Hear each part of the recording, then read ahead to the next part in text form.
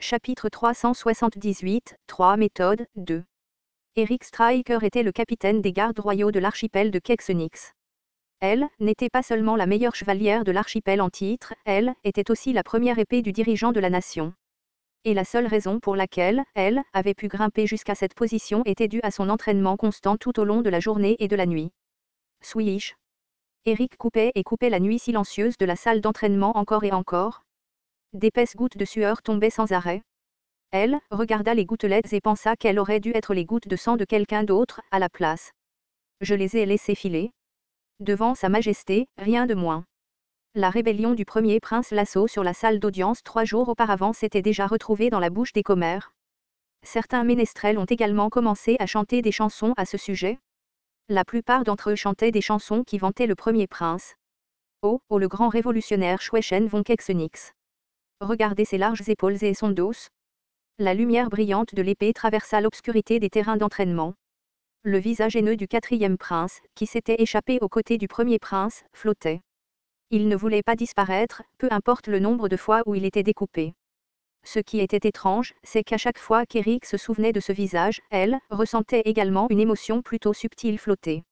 En voyant le dos du premier prince Schwechen et du 4e prince Ricardo, ainsi que de Bilston Framer, s'éloigner, Eric fut submergé par ce désir inexplicable.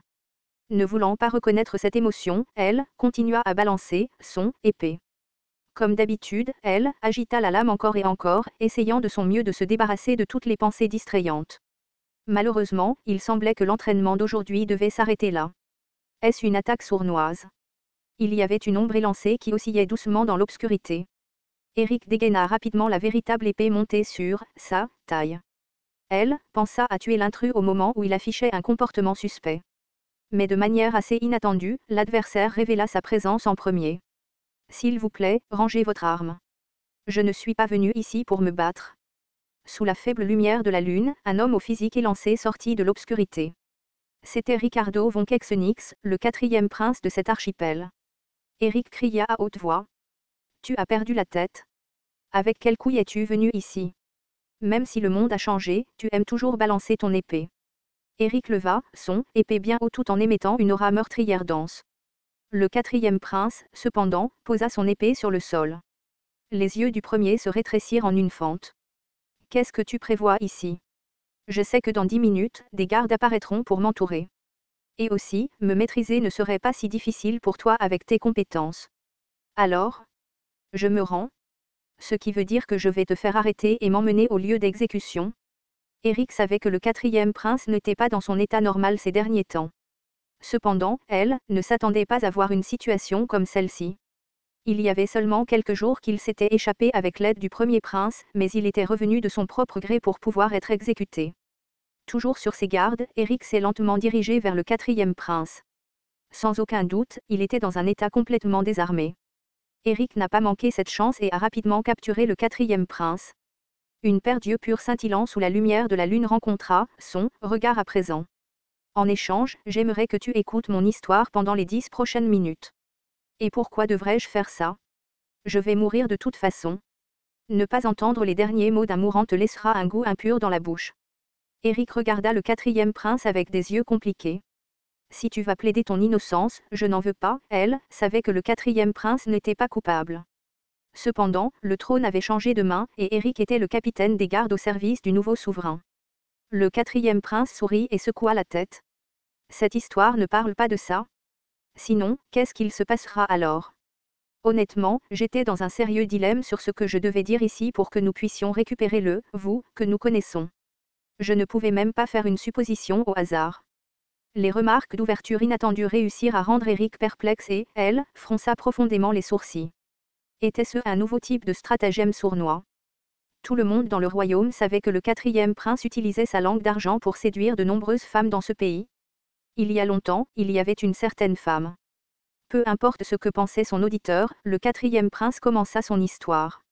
Elle aimait le kendo et était suffisamment talentueuse pour participer à la compétition en tant que représentante de son propre district. En plus d'une légère crise de douleur, une émotion inconnue commença à lui poignarder la tête. Et avec son épée, elle a sauvé ses précieux camarades à plusieurs reprises. Quelque chose qui a disparu il y a longtemps.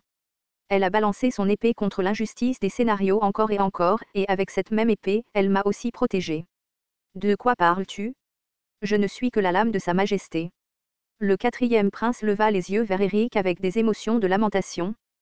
Tu n'arrives vraiment pas à te souvenir de quoi que ce soit. C'est alors qu'une autre voix sortit de l'obscurité. Prince Ricardo. J'aimerais dire quelque chose. Eric tressaillit de surprise et releva rapidement son corps. Depuis quand ces deux hommes sont-ils apparus dans l'obscurité? Elle grogna de manière menaçante et parla. Donc, c'était un piège depuis le début. Non, ce n'est pas le cas. Celui qui s'est révélé dans l'obscurité était Bilston Framer, le seul chevalier qu'elle reconnaissait dans ce royaume. Sœur Eric. Bilston fit un pas vers elle. Elle fut surprise et lança rapidement son avertissement. Fais encore un pas, et je couperai la tête du quatrième prince. C'est un piège. Je dois m'échapper d'ici, pensa Eric comme ça, et il scruta la sortie vers le terrain d'entraînement. Cependant, quelque chose n'allait pas, les fables liées à toi ont commencé à se déchaîner. Comme si tout son corps était gelé, elle ne pouvait plus bouger du tout. Vos fables résistent au contrôle de l'archipel Kexenix. Nous avons promis de ne jamais oublier, n'est-ce pas? Bilston la regarda avec des yeux tristes. Non, mais, son nom est... Les fables liées à toi ruminent les vieux souvenirs. Huiwon SSI. Les fables oubliées ont commencé à raconter leur histoire. À ce moment-là, son monde s'est effondré. Les fables qui affluaient ont recouvert les souvenirs d'Eric. C'était l'histoire des 10 années oubliées.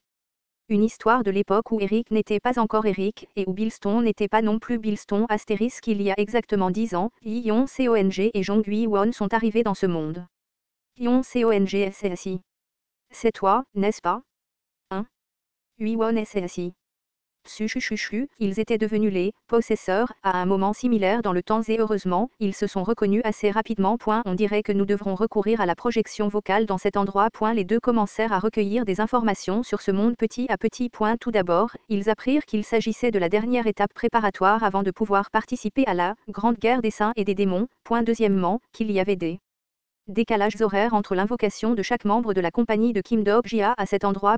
Et que le scénario ne commencerait pas tant que tous les acteurs ne seraient pas arrivés. En plus de tout cela, Yon Cong SSI, il semble que vous ayez pris le contrôle d'une personne assez similaire à vous. Huiwon SSI, vous convenez également très bien à votre hôte. Et enfin, leur sens de soi s'éroderait progressivement avec le passage du temps. Great Fable, Kexenix Archipelago, surveille votre action. La probabilité du monde vous pousse à jouer votre rôle. Chaque fois qu'ils sentaient le regard de la grande fable, ils jouaient leur rôle afin de ne pas énerver cette chose. Il semble que SSI ait complètement oublié tout. Peu importe ce que je dis, elle. Est-ce qu'on va se retrouver dans la même situation qu'elle? Je crois que SSI va arriver avant ça. Et donc, ils ont attendu, et encore, attendu un peu plus. Est-ce que JY et les enfants vont bien, je me demande. Si c'est eux, ils devraient s'en sortir. Ils n'avaient que l'un sur l'autre pour compter dans ce monde. Fable, la plus pure camaraderie, a commencé son récit. Dans un monde où personne ne connaissait leur histoire, ils devaient simplement continuer à se parler pour se protéger. Clank. Sœur Eric. S'il vous plaît, battez-le tout de suite. Allons-y, sœur Bilston. Le fait que les deux soient rivaux est venu tout naturellement, ils avaient besoin de créer plus d'opportunités pour rester côte à côte, car cela augmenterait les opportunités d'utiliser projection vocale pour se parler. On dirait que votre escrime s'est beaucoup amélioré. Ton titre d'empereur de l'épée d'acier te va parfaitement, non? Quand nous rentrerons, je ferai mieux de demander à Dok-jia SSI de m'acheter une nouvelle épée. Chaque fois que leurs lames se croisaient, ils partageaient des projections vocales. À ce rythme, nous pourrions finir par devenir maîtres d'épée avant que Dok-jia SSI n'arrive ici. Une année s'est écoulée, et la deuxième année s'est écoulée comme ça. Et ils ont été affectés à différents postes qui correspondaient à leur personnalité. Yi-Yon Cong a été propulsé dans la faction du quatrième prince Ricardo, tandis que Jong Won a été placé sous la bannière du magicien noir. Une fois leur affiliation changée, l'environnement qu'ils ont connu a également changé. Les deux ne pouvaient plus croiser leurs épées aussi souvent qu'avant. Et ils devaient vivre de plus en plus la vie d'Eric Striker et de Bilston Framer, et non pas celle de Jong Won et Yi-Yon Cong. Ils devaient manger de la nourriture comme Eric Striker et parler comme Bilston Framer. En train d'acquérir quelque chose qui ne leur appartenait pas, Yi-Yon Cong et Jong Won ont commencé à oublier progressivement certaines choses sur elles-mêmes. Elles devenaient lentement mais sûrement les personnages de l'archipel Kexenix. Il fut un temps où Jong Hui-won, complètement ivre, est venu parler à Yi Yong-seong. Je suis une personne horrible, Yong-seong. Pourquoi dis-tu une chose pareille? N'est-ce pas pour cette raison que je suis punie en ce moment? Elle a alors commencé à parler de choses que personne n'avait évoquées jusqu'à présent. Tu te souviens, de la mère de la station Jeonho et de son enfant. Ils se sont battus contre la faction Cheoldo avec nous. Oui, je m'en souviens. Nous les avons aussi rencontrés au château sombre, n'est-ce pas? Yi Yong-seong se rappela le duo mère-fille de la station Jeonho, la mère qui se battait pour protéger son enfant, et une petite fille qui tenait la main d'une telle mère. La mère de l'enfant perdit la vie dans le château sombre, et la fille fut confiée aux soins des vagabonds. Toutes deux auraient pu survivre. Si seulement j'avais compris la vérité du paradis, plus tôt, ce n'est pas de ta faute, Hui-won SSI. Ce n'est pas quelque chose que nous aurions pu empêcher. En toute honnêteté, il y avait beaucoup de petites fables que les nôtres, n'est-ce pas? Ces fables qui ne pouvaient même pas devenir de vraies fables. L'ivrogne Jong Hui-won éclata de rire. Quand elle le fit, les vestiges de fables tachaient ses mains de mille feux. Toutes étaient les histoires qu'elle avait acquises en chemin. Des histoires créées par la lutte contre les grandes et nobles constellations en tant que membre de la compagnie de Kim Dok-jia. Jong Hui-won était fier de cette histoire et a vécu sa vie sans honte. Cependant, une pensée légèrement différente lui avait traversé l'esprit ces derniers temps. Peut-être que les fables que nous avons collectées jusqu'à présent ont été créées après que nous ayons également piétiné de si petites fables. Hui-won SSI, et peut-être que c'est notre tour maintenant d'être piétinés. 4 ans, puis 5, se sont écoulés comme ça. Jong Hui-won et Yi Yong-seong n'ont pas abandonné. Au fait, quels étaient les noms de famille de Yu-seung et Ji-Lyo-ng? N'était-ce pas Yi Yu-seung et Shin Ji-Lyo-ng? Quelque chose ne va pas, mais leurs souvenirs ont disparu petit à petit. Et la 6e année les a dépassés. Où est Dok-jia SSI et que fait-il en ce moment? Je ne pense pas qu'il viendra cette année non plus. La 7e année est passée. Nous avons 7 ans de retard dans le paiement de nos salaires, n'est-ce pas une entreprise complètement diabolique? Créons un syndicat plus tard. Oui, nous devons le faire. Ne l'oublions pas. Leur promesse initiale de se voir au moins une fois par semaine pour parler a été changée en une fois par mois, et cela est finalement devenu une fois tous les 2 mois, à la place. Le nombre de jours où ils se voyaient mais ne pouvaient rien dire a également augmenté. Et un certain jour, au cours de leur 8e année, Jong Hui-won lui a demandé d'une voix hébétée. N'étions-nous pas censés attendre quelqu'un? Yi Yong-seong n'a pas pu répondre à cette question. Tu sais, Yong-seong SSI. Si jamais je t'oublie, alors, je me souviendrai de toi. Alors, s'il te plaît, tue-moi. C'était la dernière fois qu'ils se sont rencontrés. Peu de temps après, le magicien noir a commencé une révolte. Et Yi Yong-seong se tenait du côté de l'ancienne famille royale pour affronter Jong Hui-won. Hui-won SSI. Leurs épées se sont affrontées intensément plusieurs fois dans les airs. Les blessures sur le corps de Yi Yong-seong se sont accumulées dans la tempête de lumière aveuglante de l'épée. Les trajectoires de ses coups d'épée étaient définitivement différentes par rapport à lorsqu'il s'entraînait dans le passé, chacune de ses attaques contenait sa volonté claire de le tuer. Hui-won SSI.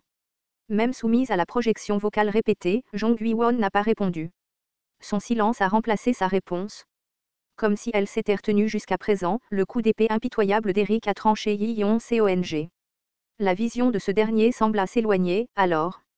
Même s'il titubait, il s'approchait toujours de Jong Hui-won. Un pas, 2 pas. Parvenant enfin à se rapprocher, Yi Yong-seong la regarda dans les yeux et, pour la première fois, prononça les mots qu'il n'avait pas pu dire depuis très longtemps et qu'il n'aurait probablement plus jamais l'occasion de dire. Je t'aime, Hui-won SSI * la fable, la plus pure camaraderie, a conclu son récit. J'ai lu sans un mot la fable qui se déroulait. Certains mots étaient silencieusement tristes, tandis que d'autres étaient suffisamment douloureux pour me briser le cœur. L'ego du personnage, Jong Hui-won, se réveille petit à petit. Une faible lumière flottait autour des corps de Bilston et d'Eric. Je pouvais sentir que leurs âmes résonnaient avec la fable. Yi Yong-seong s'effondra, mais un sourire resta gravé sur son visage. J'ai étudié ce visage en silence pendant un moment, avant de rompre le silence. On dirait que les règles internes de l'entreprise doivent être quelque peu modifiées. En tout cas, notre deuxième objectif avait été atteint. Le prochain serait là-bas. Monsieur Eric est en danger. Yuk a pris Jong Hui-won et Yi Yong-seong, inconscients. Mais, avant que nous puissions sortir de là en toute sécurité, les portes du terrain d'entraînement se sont ouvertes et les gardes royaux se sont précipités à l'intérieur. Cependant, ce n'était pas seulement eux qui se sont présentés ici. quelqu'un d'autre sortait de la ligne de gardes et se dirigeait vers nous. Le premier triple maître de l'archipel de Kexenix, le génie qui avait atteint le sommet de maître d'épée à peine 18 ans, le plus jeune archimage du 9e cercle, le dirigeant de l'archipel qui contrôle un dragon noir maléfique. Personne dans l'archipel de Kexenix n'était capable de la vaincre en ce moment. Le roi, à la couronne argentée, nous souriait tranquillement. Vous osez voler mon fidèle chevalier. Les gardes royaux s'agenouillèrent tous devant elle. L'expression de Yujo Ngu se durcit et il m'envoya un message. C'est différent de notre plan. En fait, c'est pour le mieux. Parce que, de toute façon, notre prochaine cible était en Suyo-NG. Il y avait 4 membres de la compagnie de Kim Dok-ji à présent en ce moment. La fable de la nébuleuse serait encore renforcée si davantage de membres de la nébuleuse se trouvaient au même endroit. J'ai regardé le visage de la reine et j'ai parlé. Votre Majesté, nous ne sommes pas venus ici pour nous battre. Sans aucun doute, l'ego de Han Suyo-NG reposait à l'intérieur de cette reine, endormie. Et je devais simplement récupérer son ego de ce personnage, quoi qu'il arrive. Et, avec des choses comme ça, nous pourrions utiliser notre fable. Je suis au courant. Tu es venu me raconter une histoire. Me sentant un peu surprise, je la fixai du regard. Great Fable, Kexenix Archipelago, vous lance un regard moqueur. Pourquoi es-tu si surprise? Celle-ci aussi aime beaucoup les histoires. Cependant, celle-ci préfère raconter des histoires plutôt que les écouter. Alors, garde tes oreilles grandes ouvertes et écoute bien, Ricardo von Kexenix. La reine écarta les bras et me sourit brillamment. Non, est-ce que ce devrait être le roi démon du salut, Kim Dok-jia? Épisode 72, 3 méthodes, 2, fin.